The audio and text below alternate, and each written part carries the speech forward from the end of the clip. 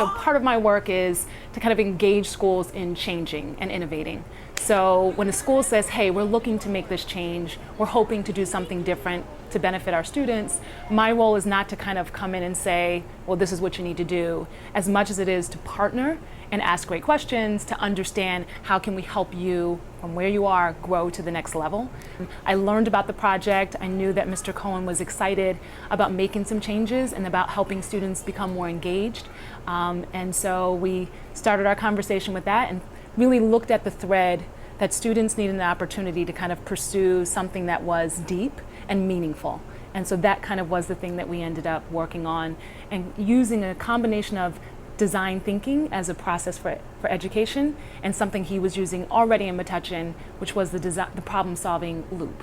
So we kind of combined those two ideas and developed the s.t.r.e.a.m program. So design thinking is actually another problem-solving tool that kind of started in the business world. So business folks were realizing, you know what, we have our business is to help our consumers. Our consumers are human beings. So instead of just improving things, we need to kind of understand who they are, those users, and be able to really create things to benefit them. So that idea was kind of evolved into education because we recognize that ultimately the role that our kids are going to have to play as they mature and become adults is developing, problem solving, creating. And so that was the idea, that in education we need to give them the tools and the experience of doing that. So design thinking has kind of transformed in education in that kids have these challenges that they have a chance to solve, create solutions, develop real things, and have the real world tested. And so that's kind of what we're doing here at Metuchen. Some of the most effective design process comes from giving a structure to people, give a process for them to use, but then allow them to fill in the details and the fun and the creativity themselves. So we decided on the 6 skills that we thought we should teach across the year, but then the teachers came up with the how, the teachers came up with the names, the teachers came up with the scope and sequence, and they really had a lot of fun with it, and they were very creative, and they really owned it. What inherently comes out when you're given an opportunity to learn this way, because I think human beings come into education naturally curious. If you think about a 5-year-old in a kindergarten class, they're excited to go to school, they want to learn. And I think this type of a program recaptures that natural learning and it's more authentic. That's the type of learning we take into adulthood. It's not so much that you memorized a vocabulary list or you can solve an equation, but that you look into the world, you see a problem, and you think of a creative way to solve it.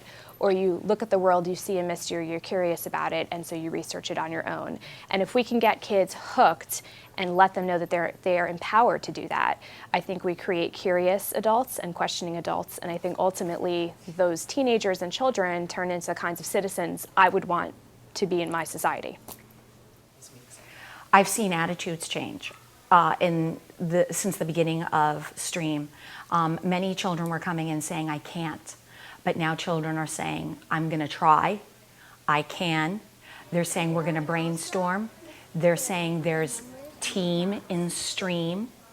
I is not alone in s.t.r.e.a.m. It doesn't exist. And the kids are trying very hard to persevere, be persistent, and try it again.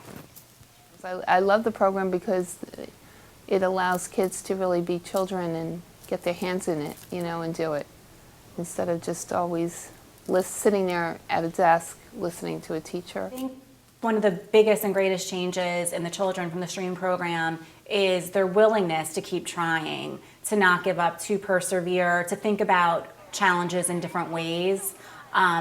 They're really excited, and it's almost amazing. It amazes me at times how they don't want to give up. They want to keep trying it, and they're really up for the challenge, and they talk about trying it at home and different things like that. So I think that willingness to persevere is one of the greatest changes I've seen. And now we've seen some of those students in the entering first and entering second grade classrooms just dive right in, be really excited about the design challenge or the project that they're working on, and be really proud to show guests as they come in or others that ask about their work to tell in great detail what they're working on, what they've done, and how proud they are of their work. So that's been a real a pleasant surprise. You know, that's the type of engagement that really leads to long-term learning.